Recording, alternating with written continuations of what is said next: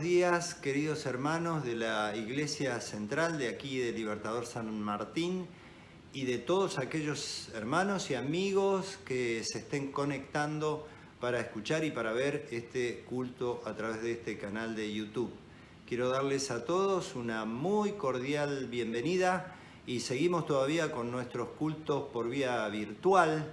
Y esperamos que pronto, muy pronto, podamos volver a congregarnos en nuestra querida iglesia y podamos estar juntos alabando el nombre de Dios y escuchando su palabra ya en forma física y no en forma virtual. Por ahora las condiciones no están dadas desde el punto de vista epidemiológico y sanitario como para que nos podamos congregar aún. Estamos todavía atravesando esta larga noche de pandemia.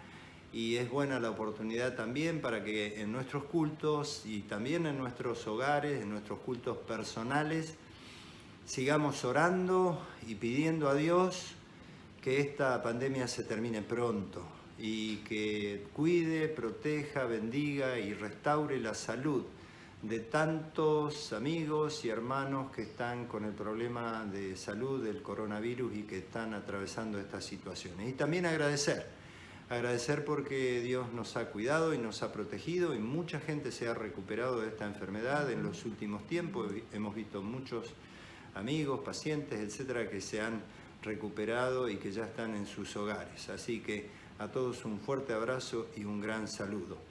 En este sábado 12 de junio vamos a escuchar la palabra que nos traerá el pastor Ariel Bauduco. Ariel es un gran amigo, el pastor Bauduco ha dedicado prácticamente toda su vida como pastor al trabajo en el área de vida sana y es el pastor responsable del área psicoespiritual de nuestro querido Centro Adventista de Vida Sana. Seamos todos muy bienvenidos y ojalá que podamos disfrutar muy lindos momentos en la adoración a través del culto de este día sábado.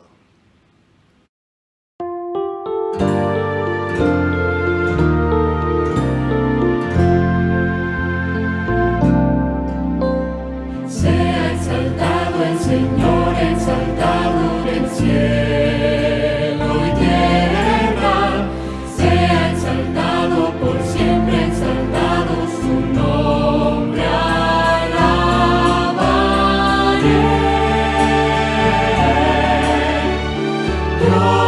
Sin igual, para siempre reinará su creación, se alegra en adorarlo, sea exaltado el Señor con mi vida también.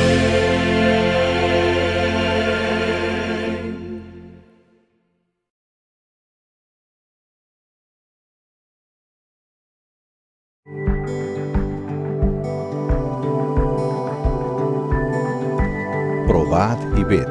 Historia de hoy, mi historia.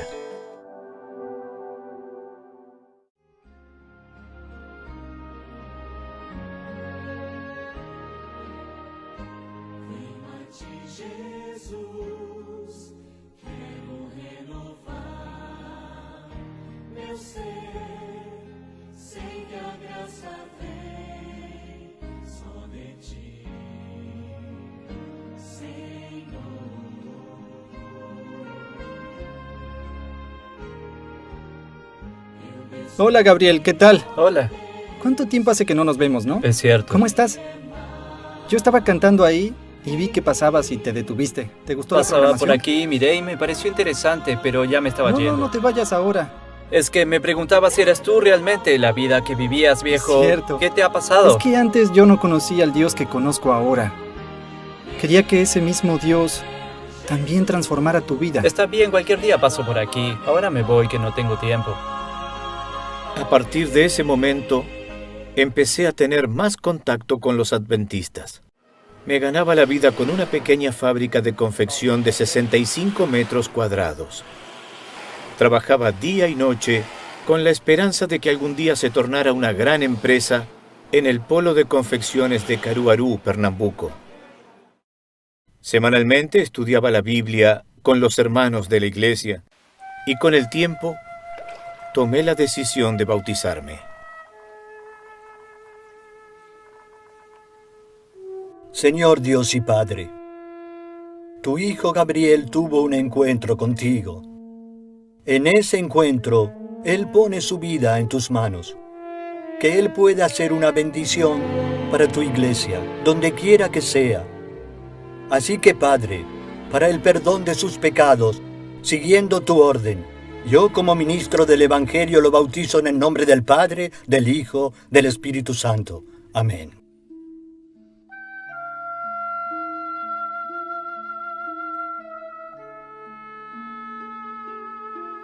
Después de participar en una semana de mayordomía, entendí el plan de Dios para mi vida y decidí administrar mi presupuesto familiar y mi empresa, siguiendo las orientaciones del Señor.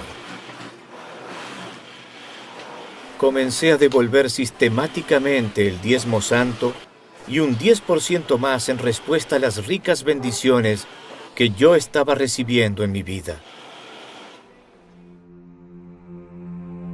Los negocios eran muy buenos cuando una gran crisis sacudió el mercado de confecciones.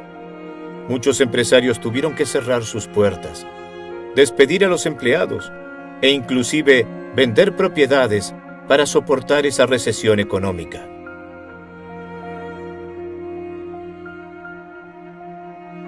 Frente a esto, clamé al Señor pidiéndole protección para nuestra familia y que si fuese su voluntad, nuestra empresa pudiera mantenerse viva ante la crisis económica.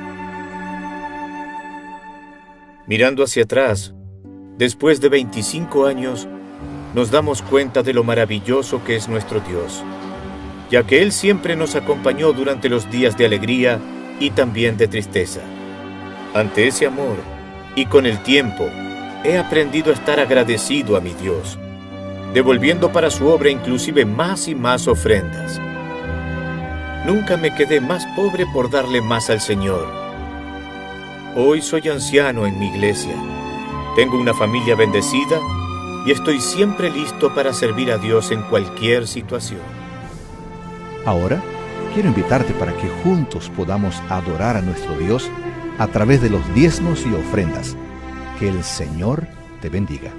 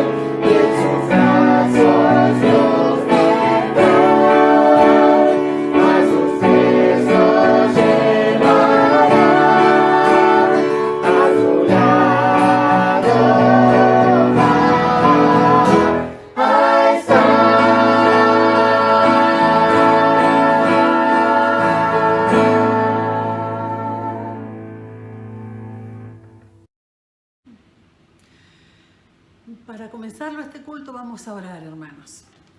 Nuestro Padre Celestial, gracias te damos por este sábado que tú has creado para nuestro beneficio físico y también espiritual.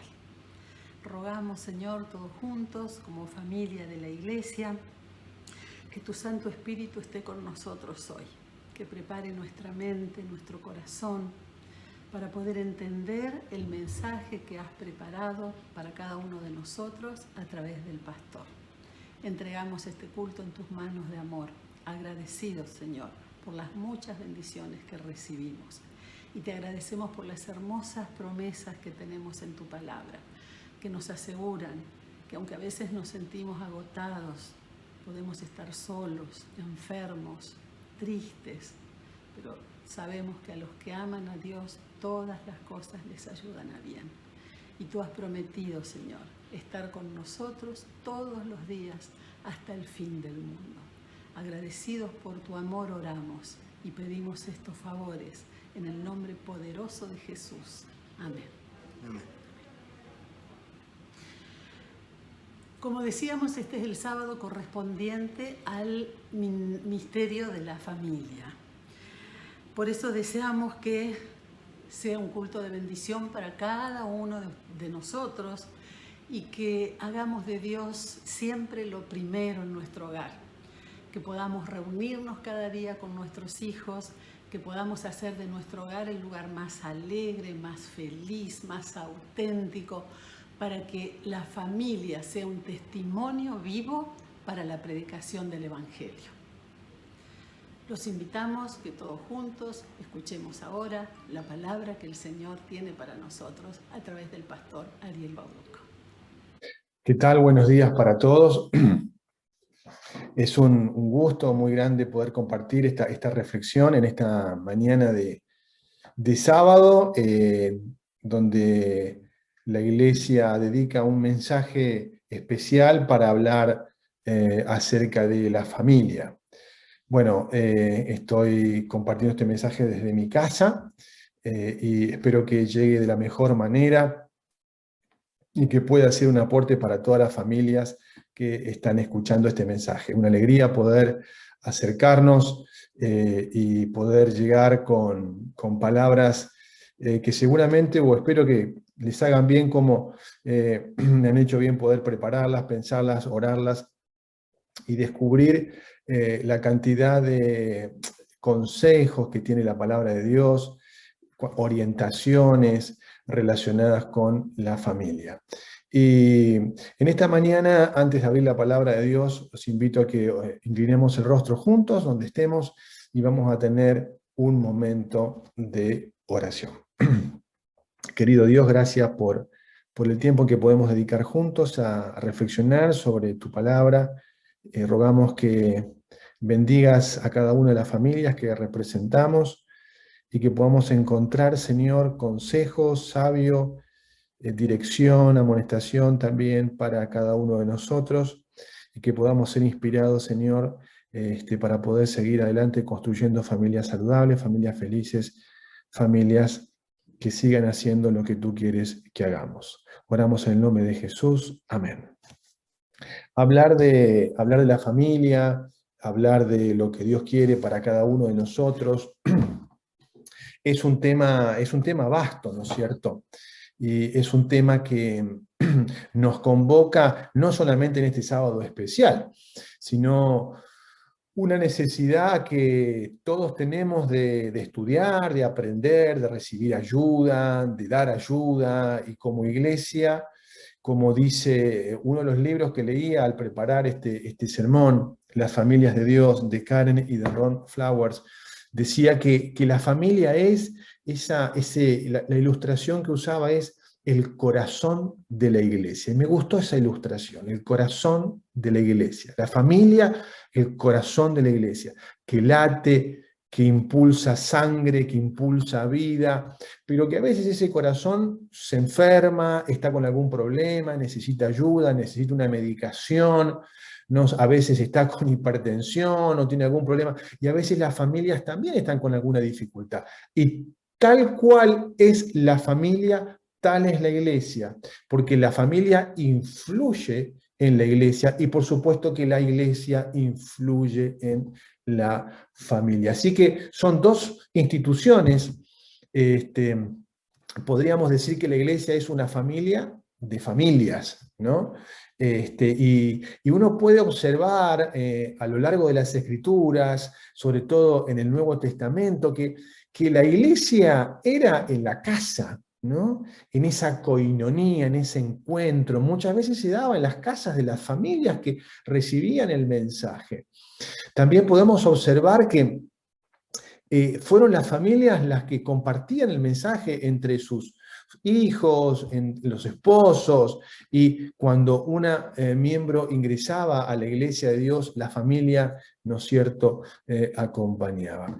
Y esa familia, ese encuentro, podríamos decir que hoy está siendo afectado de manera muy severa, y nosotros como iglesia no estamos ajenos a todo eso que sucede y que pasa en nuestra sociedad. Por eso este mensaje que va orientado y que intenta llegar a ese espacio, ¿no?, donde nos desarrollamos, donde vivimos, donde es ese espacio donde nos mostramos tal cual somos, ¿no? La familia es ese refugio que nosotros necesitamos, esa creación de Dios maravillosa para que podamos sacar todo nuestro potencial para ser felices, para recibir contención, para recibir ayuda y para también tener una protección o un refugio que nos cuide de las acechanzas del enemigo. Pero por supuesto que hacia allá van orientadas los ataques, van direccionados las acechanzas del enemigo. Hay que construir la casa, como dice el Evangelio, en la roca y no en la arena. Y para eso necesitamos tener fundamentos fuertes, fundamentos sólidos, ocuparnos.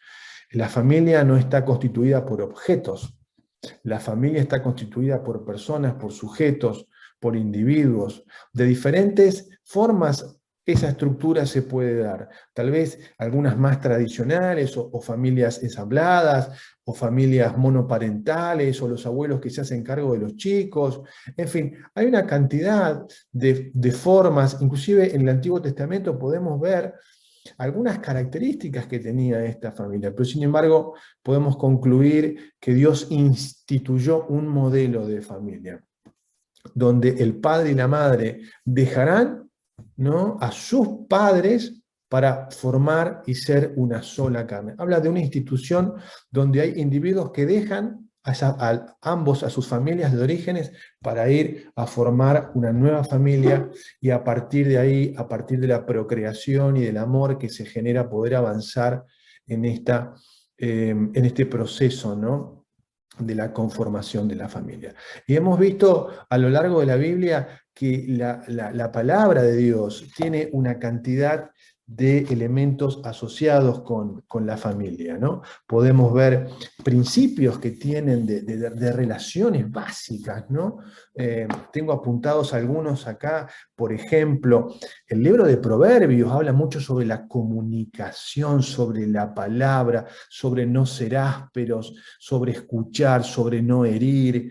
No la congoja en el corazón del hombre lo abate, mas la buena palabra lo alegra. ¿Cuánto hace falta en las familias poder tener una buena palabra, una palabra positiva, saber escuchar, saber hablar, saber comunicarnos? La palabra de Dios tiene esos principios en relaciones que necesitamos como familia aplicarlos, entenderlos. Si bien no es un manual de terapia familiar, pero sí es un manual, un GPS donde hay elementos claros y precisos, y son esos principios que rigen la familia. También la Biblia tiene narraciones familiares. Podemos observar a Abraham y Sara. Yo tengo apuntado acá Isaac, Rebeca, Jacob y Esaú. Esta historia, Noemí, Ruth y Boaz, Elcana, Ana y Samuel. Estas parábolas, estas historias nos instruyen, nos animan, nos corrigen y nos muestran una realidad que no siempre la palabra de Dios es una familia Ingalls, una familia perfecta. Al contrario, son historias que a veces nos muestran a través del dolor y las dificultades aquellas cosas que necesitamos aprender. Y también la palabra de Dios es abierta, es clara, es honesta, mostrando aquellos aspectos de familias que sufrieron y que se equivocaron muchas veces y que las consecuencias de esos errores están plasmados ahí muchas veces en generación tras generación y que nos sirven como historias también para poder aprender. No solo hay principios en las relaciones, no solo hay narraciones de familia, sino que en los propios mandamientos, la Biblia tiene algunos mandamientos directos que se ocupan de la familia. Directamente uno diría, qué bárbaro, honra a tu padre y a tu madre, no cometerás adulterio. Es decir, son indicaciones claras, son mandamientos claros. Someteos los unos a los otros en el temor de Dios, los casados y las casadas estén sujetas a sus propios maridos, esposas como el Señor, maridos, amad a vuestras mujeres. Son mandamientos, son principios. Esto está en Efesios 5:21. Así que fíjense toda esta información que estamos sintetizando. Hay narraciones de familia, historias, hay principios, hay mandamientos, pero también es tan rico esto que hay una metáfora que se usa relacionada con la familia. Dios utiliza la metáfora de la esposa, el esposo, para hablar de la relación de Jesús con la iglesia. Y hay mucho de esto en la palabra de Dios. No nos daría el tiempo si queremos entrar específicamente en esta metáfora, ¿no? Utilizando la relación matrimonial para, de alguna manera, hablar de la relación que Dios quiere tener con sus hijos, con su iglesia, de manera especial, de manera profunda, de manera íntima. Podemos ver algunos textos que yo apunté acá, como el novio y el esposo de su pueblo, como Dios como el novio y la iglesia como la esposa. Y podemos observar esto en 2 de Corintios 11:2, en Apocalipsis 21:2 y 9. Y también, así como hay una metáfora acerca de la familia, podemos encontrar, por ejemplo, poesía relacionada con el amor. El libro de Cantar de los Cantares, algunos proverbios, son narraciones que hablan acerca de esta relación matrimonial profunda, esta relación afectiva, ya más matrimonial, en el caso de Cantar de los Cantares, en una relación sensual, en una relación íntima y profunda que se dan entre dos personas que se aman y se descubren en un plano de mucha intimidad. Esto lo plantea la palabra de Dios, hablando de toda la riqueza que estamos describiendo acerca de la familia. Y por supuesto, cuando vamos a los evangelios, vemos a un Jesús que, lejos de desacreditar la familia, afirma la familia, porque su primera intervención, sabemos que ocurre, ¿dónde? En las bodas de Caná. Era tan importante la fiesta, el vino. Jesús produce ese milagro para no dejar a este nuevo matrimonio recién comenzado de alguna manera en ridículo. Así que protege, obra este primer milagro, y Jesús, cuando es de alguna manera provocado por los fariseos, tiende a responder de una manera sabia acerca del divorcio, acerca de estas realidades difíciles que se presentaban en la época y se presentan aún hoy, y que es la palabra del Maestro quien las dice. Habla también de los niños, habla acerca del respeto de los niños, y Jesús tiene una aproximación preciosa que nos ayuda a pensar también en este sentido. La palabra de Dios es rica y necesitamos estudiarla. Y habla de muchas cosas, pero habla también específicamente de esto, y necesitamos extraer principios, repasar historias y por supuesto que amplificarlas a través de los libros de Elena de White y de algunos otros libros que también enriquecen esa biblioteca familiar, que nos ayudan a ir a ellos para crecer, para aprender. Libros como la autora Kai Kusma y como otras autoras que ahora vienen a mi mente, que para nuestra familia han sido parte de la biblioteca, Donna Havenig y otros libros como El Hogar Cristiano, por supuesto, y otros materiales que necesitamos para aprender, porque nosotros vamos a nuestra familia o ingresamos con nuestra propia historia familiar, porque venimos de una familia con virtudes y con defectos, que necesitamos ser muy conscientes de ellos, porque es en esa conformación íntima donde queda más en evidencia algunos rasgos de carácter. Como decía un autor por ahí, el matrimonio sobre todo es un espejo donde nos miramos, ¿no? Y donde muchas cosas que no nos gustan las vemos en el otro, pero que son nuestras. Y tenemos que entender ese espacio como un espacio de construcción. Me gusta esta palabra. Existen tres estados, diríamos, en relación al otro. Mi propio estado personal conmigo mismo, el yo.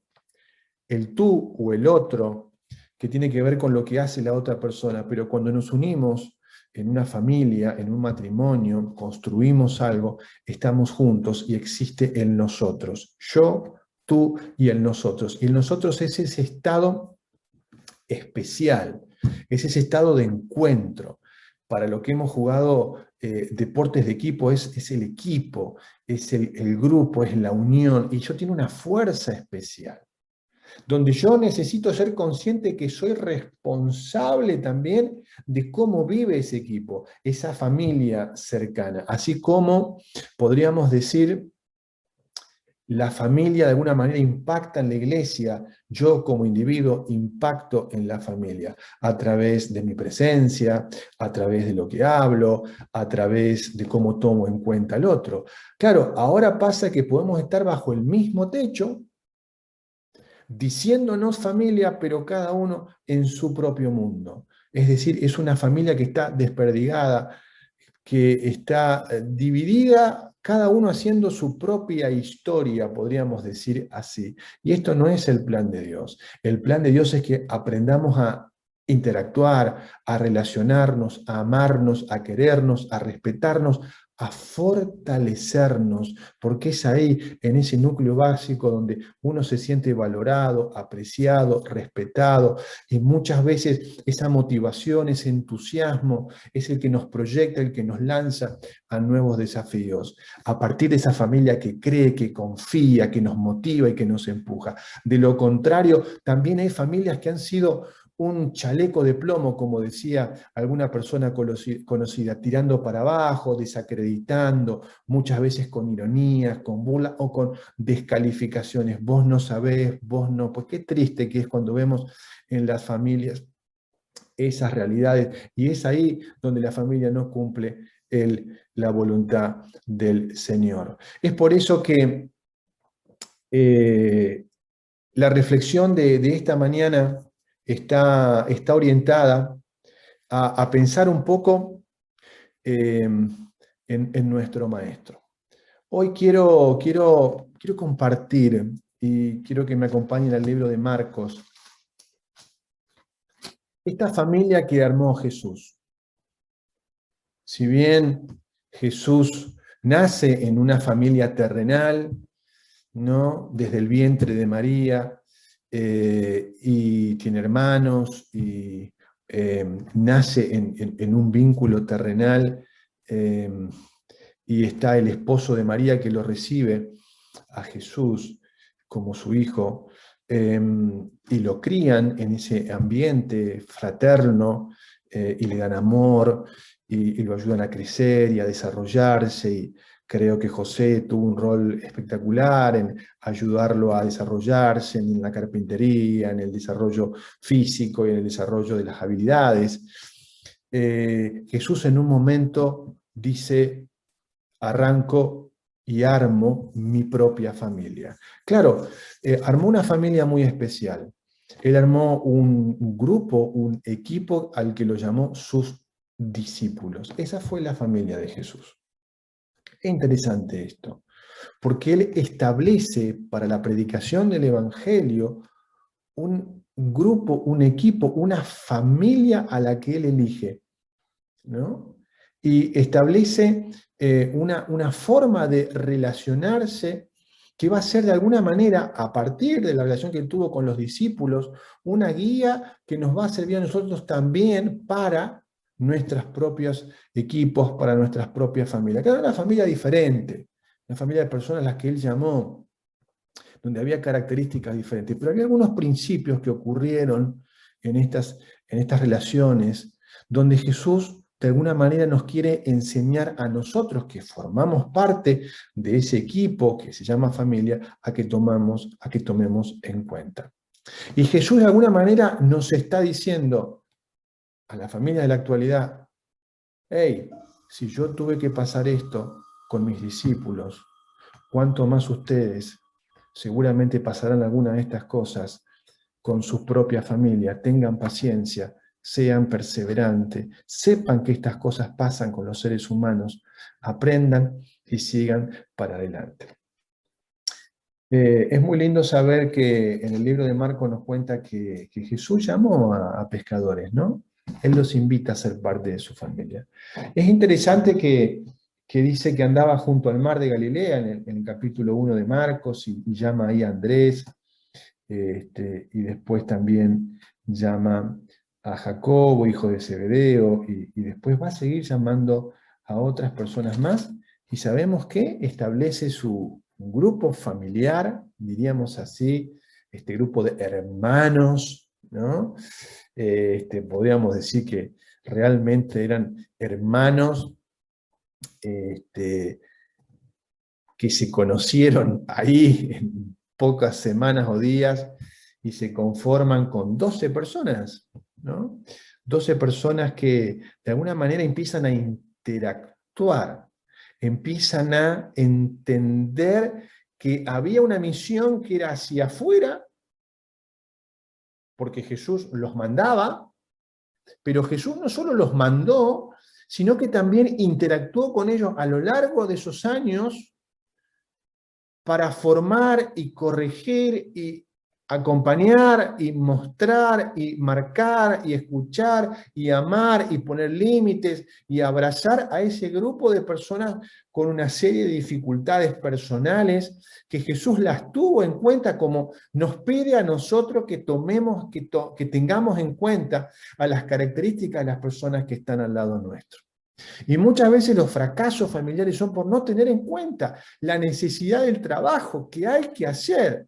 Si Jesús lo hizo, yo creo que se la pasó más tiempo tratando de ayudar a este grupo de personas que hacia afuera, porque tuvo una paciencia enorme con gente difícil, bueno, con gente que tenía alguna de estas características que yo quiero compartir con ustedes, algunas, despuntando algunos versículos, solamente algunos versículos, con algunas 5 o 6 características que los discípulos tenían y que nosotros tenemos, y que Jesús entendió que era parte de esa conformación especial, y que nos dice a nosotros que seamos pacientes con algunas personas de nuestra familia que pueda tener alguna de estas características.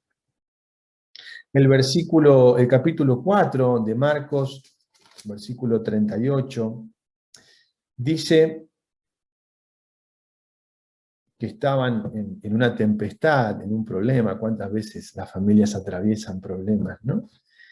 Y dice que los discípulos dicen lo siguiente, versículo 38, última parte: ¿no tienes cuidado de que perecemos? ¡Ey, Jesús! No tienes cuidado de que esta es una demanda que le hacen a Jesús. ¡Ey! ¿No tenés cuidado que algo nos va a pasar? ¿No te importa que algo nos pase? ¿Cuántas veces en las familias hay personas demandantes que nos hacen reclamos ante algo que está pasando? Ellos no miran cuánta responsabilidad pueden tener en la situación, sino que dicen que lo que me está pasando tiene que ver con algo que vos estás haciendo vos. ¡Hey! No te estás ocupando, le estaban diciendo a Jesús. Es decir, la responsabilidad no era de ellos, sino era de Jesús, que no estaba atento. ¿Cuántas veces en la familia encontramos personas que demandan que otros hagan lo que ellos tienen que hacer, o lo que yo tengo que hacer, o lo que nosotros tenemos que hacer? Y Jesús entendió que en las familias puede haber personas demandantes. Puede haber personas que estén haciendo un reclamo injusto. Sin embargo, Dios ama a esas personas, las acepta, las entiende y las integra con una de las respuestas que les da. ¿No tienen fe? Les explica, calma la tormenta, los ayuda y los ayuda a pensar. No nos desanimemos cuando nos enfrentamos como familia a alguna situación de demanda que parece injusta. Jesús nos enseña a ser perseverantes, a entender. ¿Por qué le entendió? A su propia familia, a sus discípulos. Dicho sea de paso, un poquito antes en el libro de Marcos, llegan sus hermanos y su madre a buscarlo. Y Jesús dice en el capítulo 3, versículo 31, vinieron después sus hermanos y su madre, y quedándose afuera, enviaron a llamarle. Y la gente que estaba sentada alrededor le dijo, tu madre y tus hermanos te buscan. Y él les dijo, ¿quién es mi madre y mis hermanos? Está claro que Jesús quiere marcar una línea entre su familia, que lo había cobijado durante todos estos años, podríamos decir, ¿no? La familia que lo recibió, que lo acunó, que lo educó, a esta familia que él había elegido, que eran sus discípulos. Y muchas veces este es un principio que Jesús nos dice, hay que marcar esa línea. Esta es mi familia. ¿Quiénes son? Mi padre, mi madre y mis hermanos. Les dio un mensaje a sus hermanos, que de alguna manera, queriéndolo ayudar, estaban complicando las cosas, porque su familia y sus hermanos, sabemos, a través de Elena de Huay, que estaban ahí tratando de indicarle a Jesús qué es lo que tenía que hacer, decir y no decir. De alguna manera, no entendiendo muchas veces el sentido de la misión de Jesús, cómo a veces las familias quieren ayudar y en realidad no están ayudando, complican las cosas. Y Jesús le dijo a su familia de origen, podríamos decir, stop, hasta acá. Esta es mi familia, este es mi proyecto. Así que les pido a ustedes que en esta no se metan. Y a veces necesitamos hacer estas divisiones, estos cortes, y es saludable a veces que nuestros hijos, a medida que van creciendo y formando sus propias familias, lo hagan también con nosotros, sobre todo cuando hay por ahí características más, ¿no?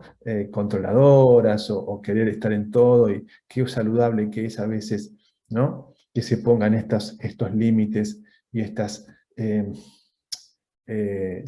límites, digo bien, para marcar muchas veces bien las cosas, que cuando no están presentes se hace esta mezcla, ¿no? Estas familias clanes, donde parece que todos estamos con todos, donde no se respetan muchas veces las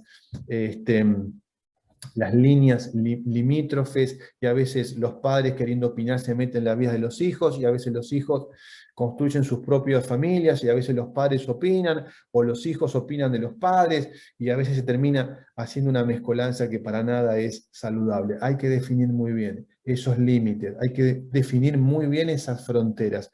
Hablaba esta semana con un paciente de vida sana que me decía, pastor, muchas de mis relaciones de pareja fracasaron en mis noviazgos porque yo priorizaba lo que decía mi papá y mi mamá, y por supuesto que mi novia siempre se sentía no tomada en cuenta, y cuando queríamos construir algo yo terminaba, y le digo, bueno, creo que de alguna manera es para aprender esto, ¿no? Siempre terminaba haciendo sentir a la persona que estaba cerca de él que su papá y su mamá, ¿no? Ya como una persona mayor y adulta, tenían mucha más gravitación que lo que podía ser la construcción de una relación de pareja. Y esto generaba dificultades porque, por supuesto, su pareja se sentía mal, no tomada en cuenta, y producía interferencia. A veces hay demandas. En el capítulo 5, siempre en el libro de Marcos, versículo 31, vemos una situación muy interesante. Jesús estaba con mucha gente y dice, si tocar el manto, decía esta mujer con problemas de salud, seré salva. Entonces la mujer, temblando, toca el manto de Jesús, y él le dijo, antes, en el versículo 30, Jesús, reconociendo que en sí mismo el poder que había salido de él, volvió a la multitud y dijo, ¿quién ha tocado mi vestido? Jesús dice, ¿quién ha tocado mi vestido? Y sus discípulos le dicen, Jesús, hay tanta gente alrededor y vos preguntás, ¿quién me ha tocado el vestido? Muchas veces en las familias no se alcanza a determinar a veces las misiones que tenemos cada uno. A veces la familia no alcanza a entender. Jesús estaba sanando a una persona, estaba entendiendo que había salido poder de él, le estaba haciendo una pregunta trascendente a los discípulos, a su gente que estaba cerca, a su familia, y ellos le decían, maestro, tanta gente que te toca, ¿quién? No sé quién es. Muchas veces la gente que está cerca nuestra no entiende o no comprende el profundo sentido de la misión que tenemos. Y Jesús entiende que esto es así. Jesús acepta que esto es así. Y Jesús toma en cuenta a los miembros de la gente que los acompañaba y trata de ayudarlos para que puedan comprender realmente cuál era su sentido más profundo y lo que estaba diciendo en ese momento.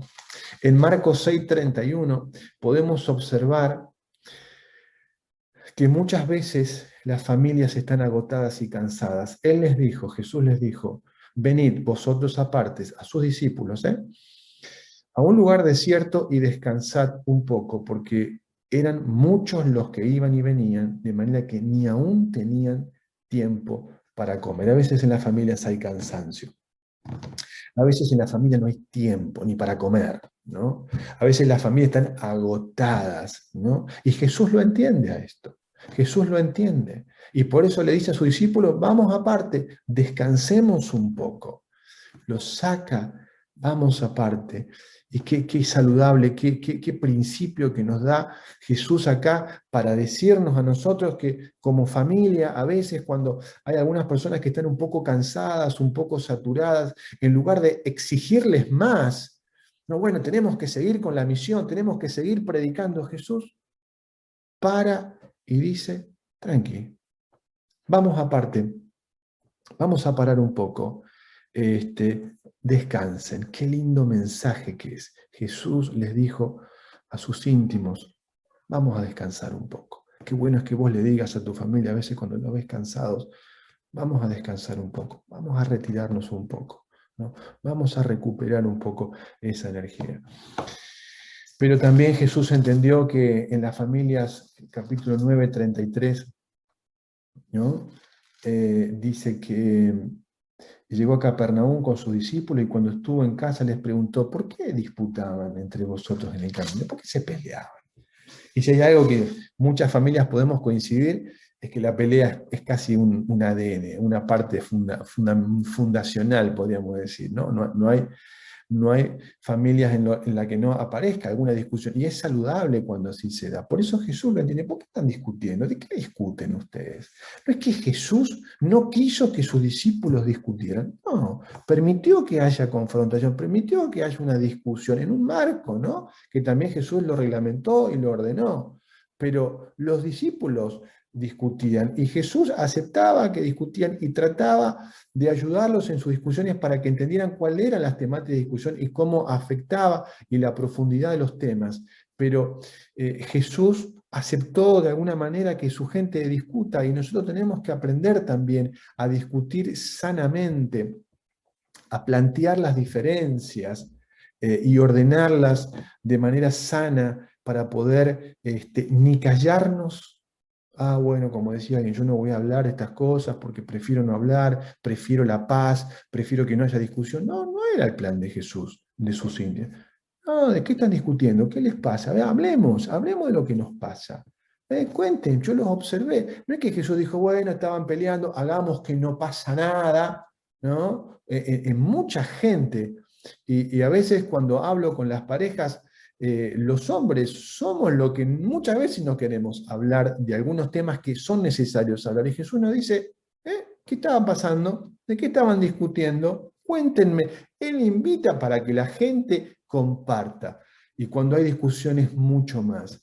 A veces creo que no hemos sido entrenados para discutir adecuadamente y que las familias necesitan discutir sabiamente, aprender a plantear sus diferencias, a expresar sin herir al otro, pero sí siendo claros, honestos y precisos.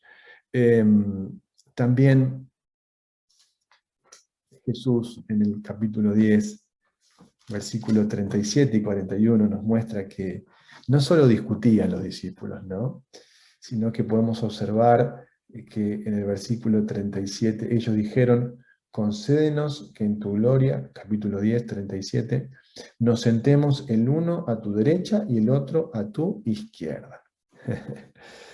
Acá aparece una variable que es sacar ventaja, ¿no? Y a veces pasa en las familias que hay personas que por este proceso tan humano y tan natural y tan nuestro, queremos tratar de sacar ventaja inclusive de los que forman parte de la familia, porque los discípulos eran parte de un grupo de 12, pero había 2 que querían estar por encima de los otros. Y también Jesús habla de estas cosas. Jesús sigue amando y entendiendo que esto es parte de la naturaleza y nos dice a nosotros: tranquilo, cuando suceden estas cosas, hay que explicar el fundamento y explicar las cosas, y Jesús se toma el tiempo para poder ordenar con los discípulos aquellas cuestiones que eran parte de la naturaleza humana que empujaban, y Jesús les estaba mostrando, ¿no?, una nueva realidad que era el reino de los cielos, ¿no?, donde el mayor era el siervo, ¿no? Bueno, muchas veces tenemos que entender que los que formamos parte de la familia vamos con esa naturaleza humana, egoísta, que tiene que ser transformada para comprender otra dimensión. Y Jesús tuvo paciencia, porque sabía con quién estaba, sabía con quiénes lidiaba, y estuvo acompañándolos porque los amaba. Y también nos pide a nosotros que hagamos lo mismo con los de nuestra familia. Cuando oyeron los otros que había algunos que querían un cargo superior, se enojaron, dice, y comenzaron a enojarse contra Jacob y contra Juan. Y sí, a veces en las familias hay enojos, hay acciones emocionales que nos disgustan, y de alguna manera también Jesús permite que esas cosas sucedan en esta familia. Tan humana, tan cerca de Jesús estaban. Eran guiados por el Maestro que vino a la tierra, y sin embargo pasaban estas cosas: enojos, demandas, cansancio, disputas, no discriminaban la misión que tenía. Sin embargo, Jesús estuvo con ellos, y estando con Jesús, estas cosas sucedían. De una manera Jesús nos dice: bueno, en tu familia también van a pasar cosas, porque si pasaron con la mía, que eran estos amigos que yo elegí, ¿no?, con la tuya también. Pero si pasaron y sucedieron y quedaron registradas en el Evangelio, están también registradas para que entiendas que en tu familia hay que tener paciencia, hay que estar, hay que orar, hay que trabajar, hay que hablar, hay que entender, hay que volver a entender, hay que volver a entender, hay que volver a hablar, hay que acompañar, hay que compartir para poder llevar adelante ese grupo que Él amaba profundamente. Es cierto, no llegaron los 12. Uno quedó en el camino. Y a veces pasa en nuestras familias que hay personas que toman otros caminos, y Jesús no forzó, ¿no? Judas tuvo la bendición de haber escuchado en vivo y en directo al Maestro, y así todo él tomó sus propias decisiones. ¿Cuánto más tenemos que respetar con dolor que hay a veces personas de nuestra familia que deciden tomar otros caminos, toman otras decisiones, algunas afectando no solo a la familia? Porque estoy seguro que los discípulos, no solo Jesús, por supuesto, sino que sus otros miembros de la familia lo amaban profundamente a Judas. Lo habían aprendido a querer, lo habían aprendido a valorar, y sin embargo Judas tomó otro camino que dañó, que afectó, y sí, lo hubiesen querido que esté ahí, pero sin embargo tomó otro camino. Y también nos muestra que a veces tenemos que aceptar que en las familias hay personas que toman otros caminos que nos duelen, pero que tenemos que aprender a respetarlos también, a pesar de que no sea el plan que quisiéramos para ellos. Y miren cómo termina esta historia, ¿no? Termina, podríamos hablar mucho más. Yo tengo aquí mi control de tiempo y se nos ayuda un poquito. Me habían pedido 25 minutos y ya vamos por 35, pero quiero terminar en el capítulo 16 de Marcos. Jesús resucitó y bueno, aparece a María, en los que caminaban por Emaús, hacia Emaús. Pero dice el capítulo 14 del versículo 16. Es maravilloso, ¿no? Me encanta y me emociona y se los comparto. Finalmente, Jesús se apareció a los 11 mismos. ¡Wow! A su familia ahí, ¿no? A sus hermanos, a sus hijos, a sus compañeros, a su equipo profundo, ¿no? Ahí estaban, ¿no? Los 11. Y yo imagino que Jesús los vio, ¿no? Habían pasado 3 años, me emociona. Gente dura, corazón difícil, habían peleado, Jesús los había confrontado, Jesús les dijo cosas fuertes a Pedro, ustedes se acuerdan, ¿no? Aléjate de mí, Satanás. Muy bien, Pedro, y la desconfianza de este, y Juan con su carácter, y cada uno, Mateo, y cada uno, y Jesús trabajó 3 años por esa familia, por ese equipo, amándolos, ayudándolos, para que se entiendan, para que hablen, para que conozcan su carácter. Jesús podría haber hecho su ministerio sin la necesidad de ellos, pero armó esa familia que él podía armar y se la jugó por esa familia. Con la fama que había logrado, con los milagros que podía hacer, amó a esas personas. Y Jesús nos pone en un lugar, nos pone en un grupo.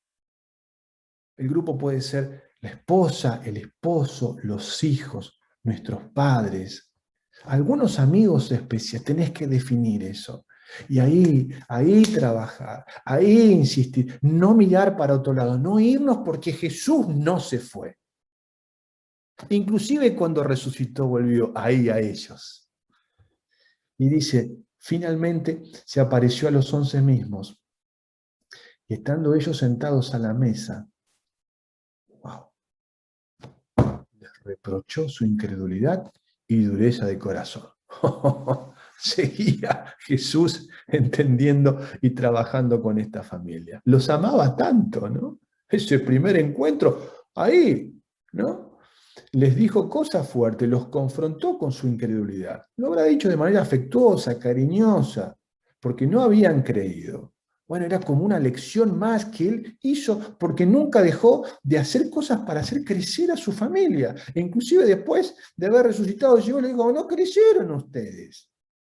Seguía amando a esa familia. Y les dijo automáticamente, id por todo el mundo y prediquen el Evangelio. Bueno, llegó el momento. Ahora tendrán que irse, tendrán que formar otras familias, tendrán que formar otros equipos, ¿no? Para trabajar como hice con ustedes. Y Dios nos ha dado en este sentido, a vos y a mí, ese equipo, esa familia, ¿no? Cuando nuestros hijos son chicos, después nuestros hijos crecen, formarán sus propios equipos. Y esto es así, es algo que va avanzando y se va multiplicando, y gracias a Dios que es así. Pero quiero decirte que Jesús nos dejó esta misión para trabajar por nuestra familia, para entender las características, para amar a las personas que están al lado nuestro, para tenerles paciencia, para ser muchas veces ayudados, reprendidos, para tener esa actitud abierta de escuchar, para ser un aprendiz, pero también para ayudar a los otros. Es de un ida y vuelta. A veces necesitamos ser ayudados también y a veces necesitamos ayudar. Necesitamos escuchar, necesitamos hablar, necesitamos trabajar con algunas características, porque ese es el sentido que Dios quiere darles a la familia, que sea un poderoso espacio que predique el Evangelio. Pero si no está Jesús presente como lo estuvo con sus discípulos, produciendo estos milagros, trabajando estas cuestiones de manera comprometida, de manera profunda, entendiendo qué es lo que está sucediendo, hablando cuando tenemos que hablar, y esto se lo tenemos que pedir a Jesús, que Él obre en nuestra familia como obró con los discípulos, de la misma manera, con el mismo poder y con el mismo impacto, para poder hacer de nosotros pecadores, pescadores brutos como eran ellos, personas que puedan alcanzar su máximo potencial, porque esto es lo que Jesús quiere hacer con cada uno de nosotros. Te mando un abrazo a donde estés y te pido que con tu familia dediquen un tiempo a la oración para pedir este proceso, este milagro en cada uno de los que forman parte de tu familia. Dios te bendiga. Chao, chao.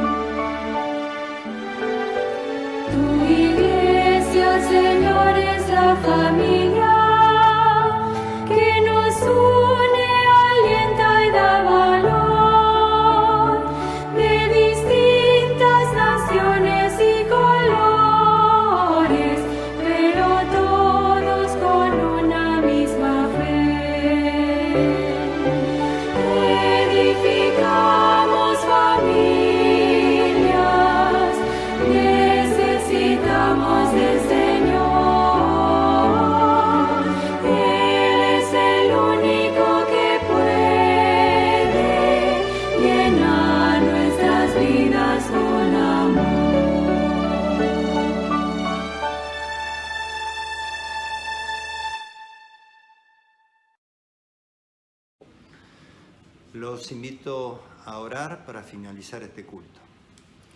Buen Dios y Padre nuestro que estás en los cielos, santificado sea tu nombre. Gracias te damos, Señor, por tu palabra. Gracias porque hemos podido escuchar en este momento tu palabra a través del pastor Bauduco. Te pedimos, Señor, que podamos reflexionar en todo lo que se ha dicho y que podamos tomar decisiones sabias de acuerdo, Señor, a tu voluntad.